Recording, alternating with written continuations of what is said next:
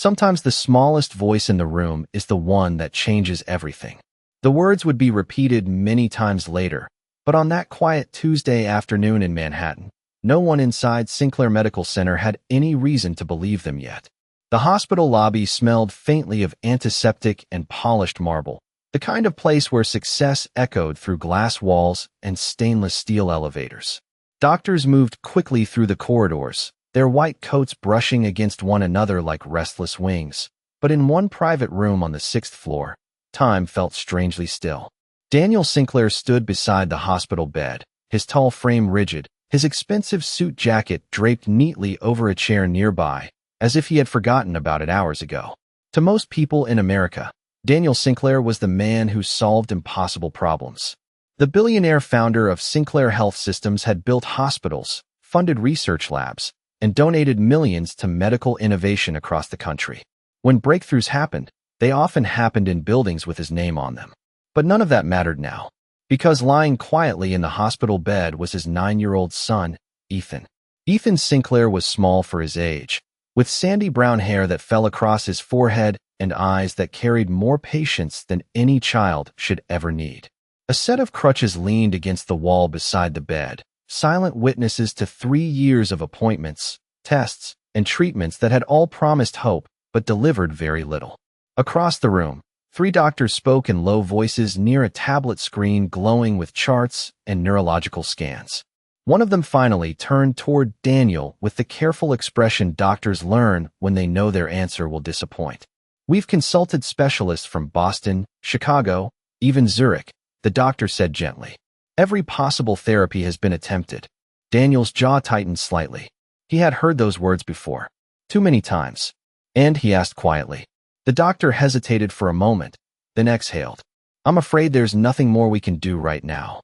The sentence hung in the air like a heavy curtain falling. Daniel looked down at his son. Ethan was staring toward the window where late afternoon sunlight spilled across the polished floor, turning the room golden for a brief moment before fading again. The boy didn't complain. He rarely did. But Daniel saw the frustration hidden behind his son's calm eyes. A man who had negotiated billion-dollar deals without blinking suddenly felt helpless in a way he had never experienced before. Money could build hospitals. It could hire the best surgeons. It could fund entire research departments. But it could not force a miracle. After a long silence, Daniel placed a gentle hand on Ethan's shoulder. "How about we get some lunch, buddy?" he said softly. Ethan looked up and gave a small smile. "Can we go to the grilled cheese place?" he asked. Daniel nodded. "Of course." 20 minutes later, the black sedan carrying one of America's most powerful businessmen pulled into the parking lot of a small roadside diner 2 blocks away from the hospital. The neon sign flickered slightly above the entrance, and inside, the smell of fresh coffee and toasted bread filled the warm air. Behind the counter, a young waitress wiped down a table near the window. Her name tag read Emma Carter. Most customers barely noticed her. She moved quietly, efficiently, refilling mugs and clearing plates with the calm rhythm of someone used to long shifts and tired feet. But as the door opened and Daniel Sinclair stepped inside with his son, Emma looked up. Her eyes paused on Ethan for just a second longer than normal. Not curiosity, not pity, something else, something observant. Daniel guided Ethan toward a booth, helping him settle carefully onto the seat. Emma approached with a coffee pot and a polite smile, the kind waitresses everywhere in America practiced without thinking. "Afternoon," she said warmly. "What can I get you two today?" Daniel didn't notice the way her eyes briefly studied Ethan's hands as the boy tried to adjust his grip on the menu. But Emma did. And in that quiet moment, as the diner hummed softly with conversation and clinking dishes, something inside her expression changed, almost like someone recognizing a puzzle everyone else had missed. Emma Carter had worked at Maple Street Diner long enough to know the rhythm of a lunch shift without looking at the clock. At exactly 12:30, the construction crew from 2 blocks away usually arrived, boots heavy with dust and laughter that filled the small room. By 1:15, a few nurses from Sinclair Medical Center slipped into the booths near the window, grateful for 10 quiet minutes and a cup of strong coffee before returning to the hospital. The diner was not glamorous. The vinyl booths were worn at the edges. The neon sign outside flickered whenever the wind picked up, and the jukebox near the counter still played songs that had been popular 20 years earlier. But it was warm, predictable, honest. Emma liked that. She moved between tables with calm efficiency, topping off coffee mugs and balancing plates of grilled sandwiches on a tray with steady hands. Most customers barely noticed her. To them, she was simply the waitress with the soft voice and the light brown ponytail who remembered how they liked their eggs. But Emma noticed everything. She noticed when someone walked with a slight limp they tried to hide. She noticed when a customer held a cup too tightly, as if their hands needed the support. And she noticed the small details people assumed no one else would see. That was why, from the moment Daniel Sinclair helped his son into the booth, her attention quietly sharpened. The boy, Ethan, was polite. Very polite. Children often asked for extra fries or reached immediately for the ketchup bottle, but Ethan did neither. He focused carefully on every movement he made, as if each one required thought before action. When Emma set down 2 glasses of water, she watched his hands. They trembled slightly when he lifted the menu. Not dramatically, just enough that someone paying attention would see it. Daniel Sinclair, however, was watching something else entirely. His phone. It rested on the table beside the salt shaker, lighting up every few seconds with messages from assistants and executives who still expected the billionaire to solve problems even during lunch. Emma poured coffee into Daniel's mug and stepped back slightly. "Our grilled cheese is popular with the hospital crowd," she said with a friendly smile. "Would you like tomato soup with that?" Ethan looked up immediately. "Yes, please," he said, his voice bright but careful. Daniel gave a small nod, still distracted. "That sounds fine." Emma wrote the order down, but she did not leave right away. Instead, her eyes drifted again toward Ethan's hands. The boy was trying to straighten the silverware beside his plate. The fork slid sideways once, then twice. He adjusted his grip and tried again. The effort was subtle, but Emma saw the concentration in his eyes. The kind of concentration people used when their muscles did not always listen the way they should. She had seen that look before. Many times. Daniel noticed her pause and glanced up from his phone. "Is something wrong?" he asked, his voice polite but distant. Emma blinked slightly, as if returning to the present moment. "No, sir," she said gently. Then she looked at Ethan again, thoughtful, very thoughtful. For a moment, she seemed to be measuring something invisible in the air, like someone mentally turning the pieces of a puzzle. Finally she spoke, her tone casual but curious. "Has he ever tried strengthening the thumb muscles first?" The question landed softly on the table, but it carried a quiet weight. Daniel frowned slightly, clearly not expecting medical suggestions from someone wearing a diner apron. Ethan simply looked between them, unsure why the waitress suddenly seemed so interested. Emma realized what she had done and gave a quick apologetic smile. "I am sorry," she said. "Just something I noticed." She picked up the coffee pot again and walked back toward the counter. But Daniel Sinclair did not return to his phone immediately.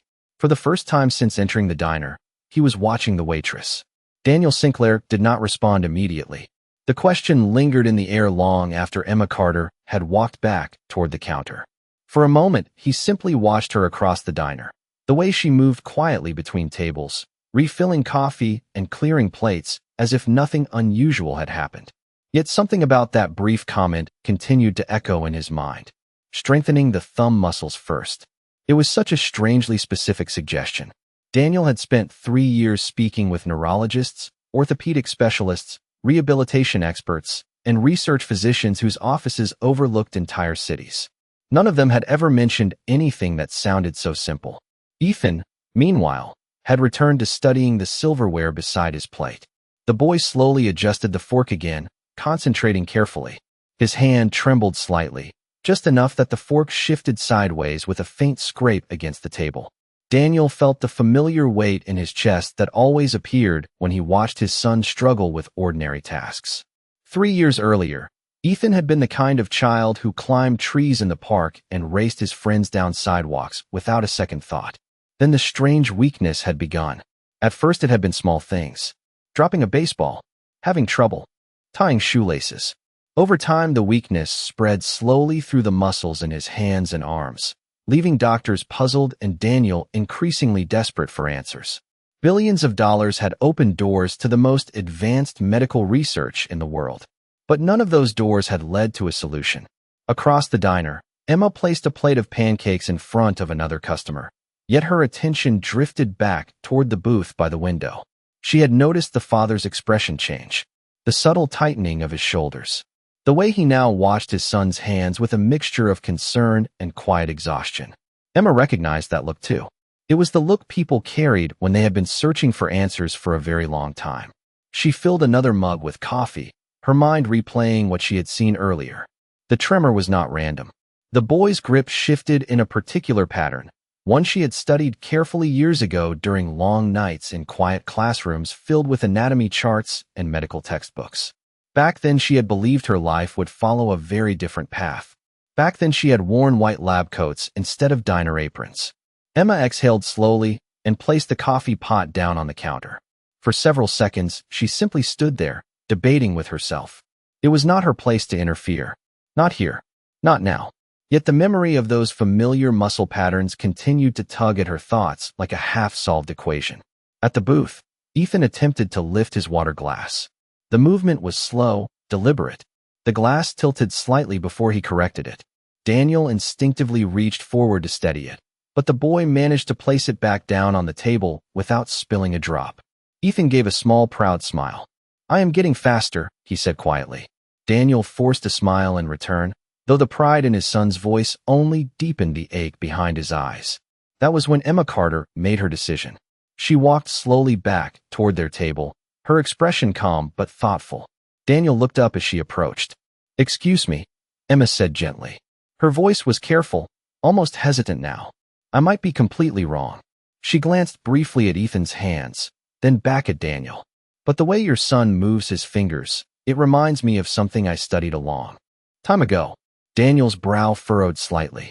The billionaire who negotiated global acquisitions for a living suddenly found himself listening very closely to a waitress in a small diner. Emma hesitated for one more second. Then she spoke the sentence that would quietly change everything that happened next. Emma Carter rested her fingertips lightly on the edge of the table, as if measuring her words before allowing them to leave her mouth. "The way Ethan moves his fingers," she said carefully, "it does not look like a nerve failure to me." Daniel Sinclair's expression hardened slightly, not with anger, but with the quiet skepticism of someone who had heard too many hopeful theories already. For 3 years he had listened to specialists describe complex neurological explanations filled with medical terms that sounded impressive but never led to improvement. Hearing a similar suggestion from a waitress in a diner should have been easy to dismiss. And yet something in Emma's tone stopped him from interrupting. It was not confident in the arrogant way experts sometimes sounded. It was thoughtful, observant, almost cautious. Emma glanced briefly toward Ethan, making sure the boy did not feel like a patient under examination. "Sometimes," she continued softly, "when certain muscles weaken, the body starts compensating with other muscles. That can make it look like a neurological issue when the real problem is mechanical." Daniel studied her closely now. The words she was using were not random guesses. They carried structure, the kind that came from education. Ethan looked between them with quiet curiosity, clearly unaware of the significance of the conversation. "Mechanical," Daniel repeated. Emma nodded slightly. In physical rehabilitation, the thumb often controls stability for the entire grip. If that stability weakens, the rest of the hand struggles to coordinate movement. She paused, almost as if deciding whether she had already said too much. Strengthening the thumb first sometimes restores control to the other muscles. The diner hummed softly around them. Plates clinked.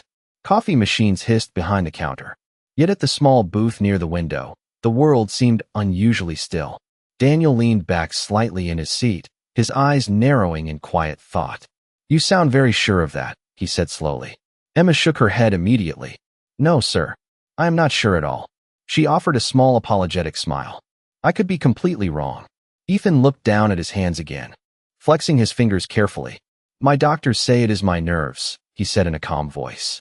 Emma crouched slightly, so she was closer to his eye level, her tone warm and gentle. "Doctors are very smart," she said. "But sometimes the body just needs a different way of practicing movement." Ethan tilted his head, considering that idea with the seriousness only children possess. Daniel watched the exchange carefully. There was no arrogance in Emma's voice. No attempt to prove herself right. Just quiet observation. "And you learned this where?" Daniel asked finally. The question lingered between them. Emma hesitated, just for a moment, long enough that Daniel noticed. She glanced briefly toward the kitchen, then back to the table. A long time ago, she said softly.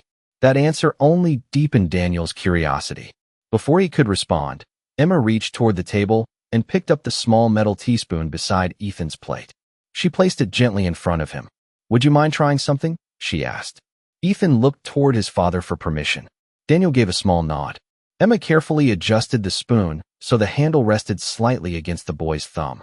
Instead of gripping the whole spoon, she explained gently, try pressing your thumb here first. Ethan followed her instructions slowly. His hand trembled slightly as he repositioned his fingers. The diner noise continued around them, unnoticed. Emma watched quietly. Daniel watched even more closely. For a second, nothing happened. Then Ethan lifted the spoon. It rose steadily from the table. Not perfectly, but more stable than before. Ethan blinked in surprise. Daniel did not move at all. For the first time in a very long while, the billionaire felt something unfamiliar stir in his chest. Not certainty, not yet, but the smallest flicker of possibility. Ethan stared at the spoon in his hand as if it had suddenly become something extraordinary. The metal handle rested carefully against his thumb exactly where Emma had placed it, and for a brief moment the trembling that usually followed his movements seemed quieter, almost hesitant. The boy lifted the spoon a little higher. His eyes widened. Dad, look, he said softly. Daniel Sinclair was already looking. In fact, he had not blinked since the spoon left the table. For 3 years he had watched doctors perform evaluations, run scans, and explain complex charts filled with neurological pathways and muscle responses. None of those moments had looked like this. This was simple, just a spoon. Yet the difference was unmistakable. Ethan lowered the spoon slowly, concentrating the way he always did when performing small tasks that once required no effort at all. The utensil touched the table again without slipping from his hand. Ethan blinked once, then twice, processing what had just happened. It feels easier, he said quietly. Emma Carter did not react with excitement or triumph. Instead, she simply nodded slightly, as if observing the result of a small experiment. Sometimes the body only needs a better starting point, she said gently. Daniel leaned forward now, his attention completely fixed on her. The billionaire who commanded boardrooms and billion-dollar negotiations suddenly spoke with careful restraint. Do that again, he said to Ethan. The boy nodded eagerly and repositioned his fingers the way Emma had shown him. Thumb first, then the rest of the grip. Slowly, steadily, the spoon lifted again. Not perfectly stable, but steadier than before. Daniel exhaled quietly through his nose, the way people do when they realize something they thought impossible might not be impossible after all. Around them, the diner continued its ordinary afternoon rhythm. A delivery truck rumbled past outside. Someone laughed near the counter. A bell chimed softly as another customer entered through the front door. Yet inside the small booth by the window, the atmosphere had changed. Daniel turned his attention back to Emma. You said you studied this before, he said slowly. Emma hesitated again, but the hesitation was different this time. Not uncertainty, more like someone deciding how much truth they were willing to reveal. I studied physical rehabilitation for a few years, she said quietly. Ethan looked up with immediate curiosity. Like a doctor? Emma smiled softly. Not exactly, she replied. More like someone who teaches the body how to move again. Daniel's mind moved quickly now, connecting details he had previously ignored. The specific language she used earlier. The way she had watched Ethan's hand movements with quiet precision. The calm confidence in her instructions. None of it sounded like guesswork. Where did you study? He asked. Emma lowered her gaze briefly toward the floor before answering. Johns Hopkins University, she said. The words landed softly, but their meaning carried weight. Daniel Sinclair stared at her for a long second, measuring the distance between that prestigious name and the diner apron she was wearing. Something about that contrast did not make sense. Ethan, however, was focused on something else entirely. He lifted the spoon once more, this time raising it higher toward his chest. The movement remained steady. The boy laughed quietly, a small sound filled with genuine excitement. Daniel felt a tightness in his throat he had not expected. 3 years of cautious hope had taught him not to trust sudden improvements. But this moment was different, because it had not come from a laboratory. It had not come from a research grant or a team of specialists. It had come from a waitress who noticed something no one else had noticed. Emma straightened slowly beside the table. "It is only a small adjustment," she said gently. "But sometimes small adjustments are where real progress begins." Daniel looked at his son, lifting the spoon again. Then he looked back at Emma Carter. And for the first time since entering the diner, he asked a question that carried real urgency. "Why are you working here?" Emma Carter did not answer Daniel Sinclair's question right away. For a brief moment, she simply stood there beside the booth, the soft hum of the diner surrounding them like distant background noise. Her eyes drifted toward the window where the afternoon sunlight stretched across the floor in long golden lines. Outside, a city bus rolled past slowly, its brakes sighing as it stopped at the corner. Life continued normally, unaware that something unusual had just happened inside a small diner booth. Emma folded her hands loosely in front of her apron, as if grounding herself before speaking. "Life changes plans sometimes," she said quietly. The answer was simple, but it carried more weight than the words themselves. Daniel Sinclair studied her expression carefully. As someone who had built companies from almost nothing, he had learned how to read people quickly. Confidence, hesitation, hidden motives. Most of it revealed itself in small details. Emma Carter did not look embarrassed about working at the diner. She did not appear ashamed or defensive. If anything, she looked calm, accepting. Ethan, meanwhile, had discovered something far more interesting than adult conversation. The boy lifted the spoon again and again, testing the new grip Emma had shown him. Each time his hand moved with slightly more control. Not perfect, but better. The improvement was small enough that most people might not have noticed it. Daniel noticed every single movement. "This helps," Ethan said quietly, almost to himself. Emma smiled gently at the boy's excitement. "Your body already knows how to move," she said softly. "Sometimes it just needs the right signal to remember." Daniel leaned forward slightly, resting his elbows on the table. The polished businessman who usually dominated corporate meetings now looked more like a concerned father searching for answers. "You studied at Johns Hopkins," he said. "That is one of the best medical programs in the country." Emma nodded once. "It is," she agreed.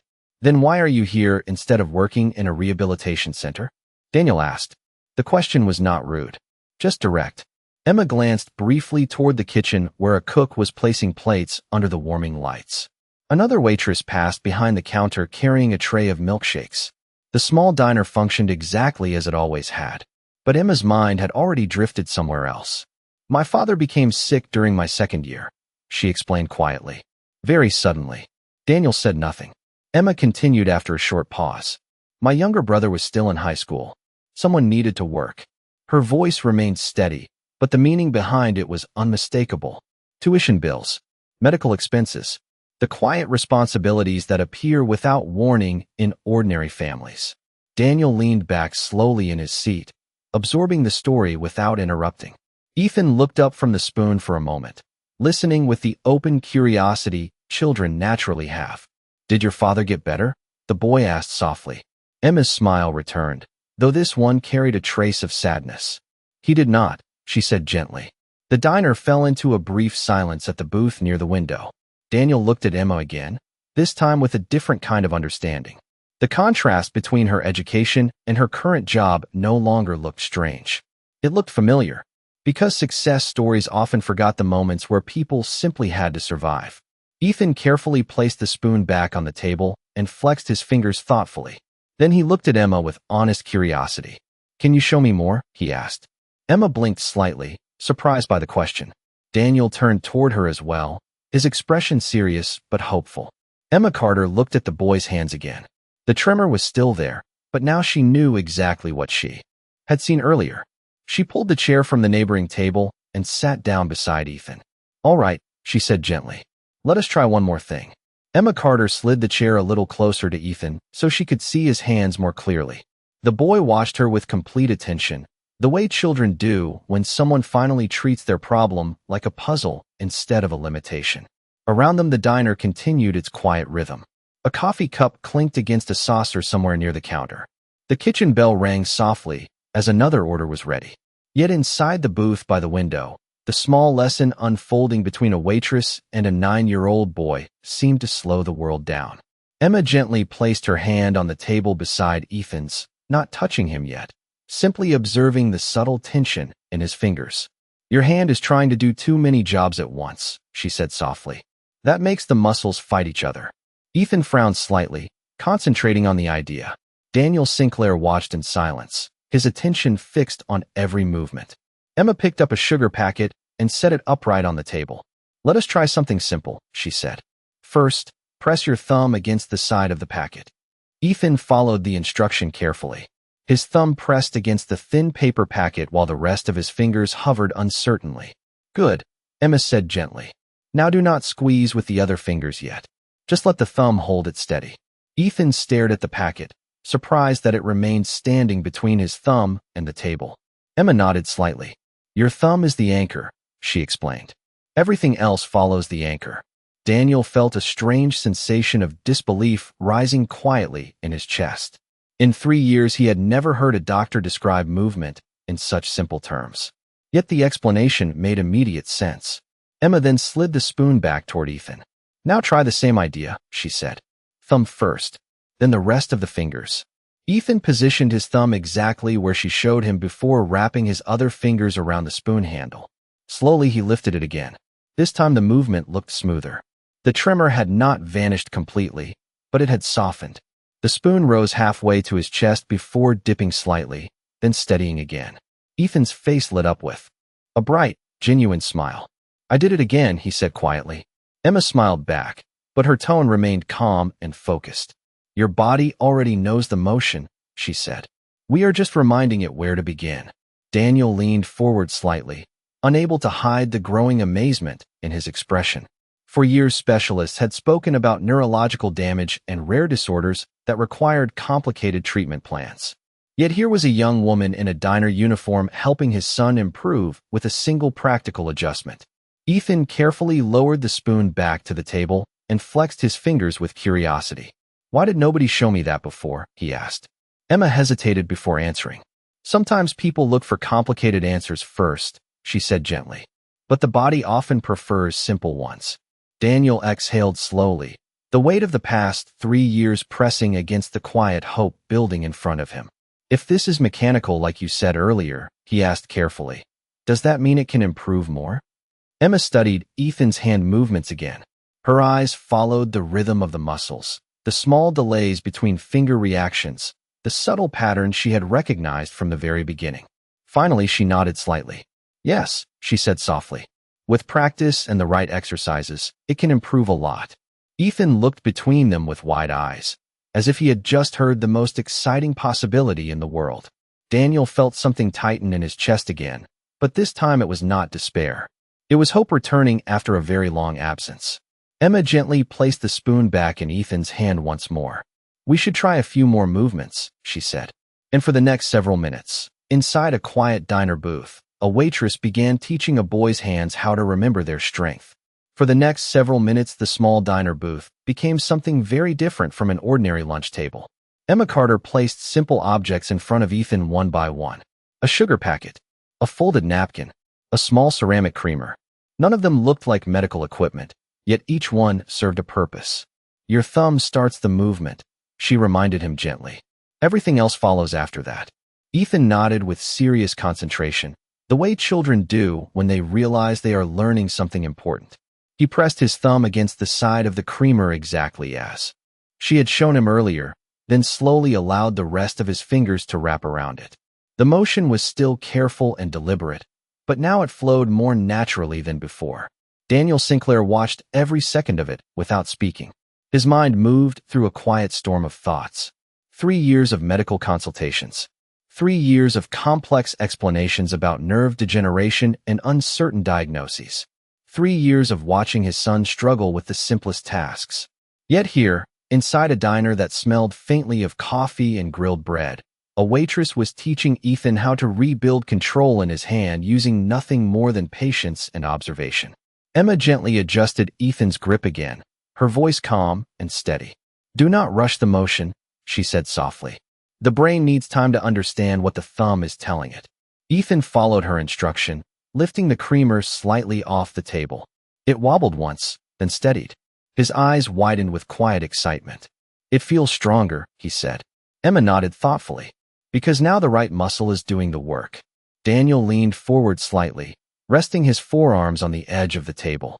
His voice was lower now, filled with careful attention. How long would it take to train this properly? He asked. Emma glanced toward Ethan's hand again before answering. Weeks, she said. Maybe months. But improvement usually begins quickly when the movement pattern is corrected. Ethan placed the creamer back on the table and flexed his fingers again, testing them the way someone tests a new tool they are just beginning to trust. Daniel felt something unfamiliar rise quietly inside him. Not relief yet, but something close. The first clear direction after years of confusion. Emma leaned back slightly in the chair, her work apron brushing softly against the edge of the table. What Ethan needs is repetition, she explained. Small exercises. Thumb stability first, then coordinated grip. Daniel studied her again, noticing the quiet precision in the way she spoke. There was nothing uncertain in her understanding of the mechanics. Nothing casual about the way she evaluated Ethan's movements. This was knowledge built from study and practice, not guesswork. You left Johns Hopkins before finishing your program, Daniel said slowly. Emma nodded once. Yes. Daniel's eyes remained on her. You should not have had to leave. Emma gave a small, calm smile. Sometimes life has different priorities. For a moment, neither of them spoke. The afternoon sunlight continued sliding slowly across the diner floor. Outside the window, a taxi honked as it turned the corner. Ordinary sounds from an ordinary day. Ethan lifted the spoon again, testing the movement one more time. This time it rose steadily all the way to his mouth before he lowered it again with careful control. The boy looked at Emma with bright eyes. Can you teach me more tomorrow? He asked hopefully. Emma blinked in surprise. Daniel looked from his son to the young waitress beside him, and in that quiet moment he made a decision that would change all three of their lives. Emma Carter looked at Ethan for a moment before answering his question. The boy's eyes were bright with something she had not seen when he first walked into the diner. It was not just curiosity. It was belief. A quiet belief that his hands might finally learn something new. Emma glanced toward Daniel Sinclair, unsure how to respond. But Daniel was already watching her with the same focused attention he had used earlier in the booth. This time his expression carried something different from curiosity. It carried certainty. If you are willing, Daniel said calmly, I would like you to continue working with him. The words were simple, but the meaning behind them was enormous. Emma blinked once, surprised by the directness of the offer. I am not a licensed therapist yet, she said carefully. I never finished my program. Daniel nodded slightly as if he had already considered that.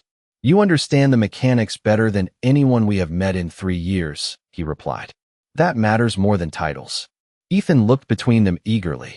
Please, he added softly. Emma felt a small laugh escape her before she could stop it.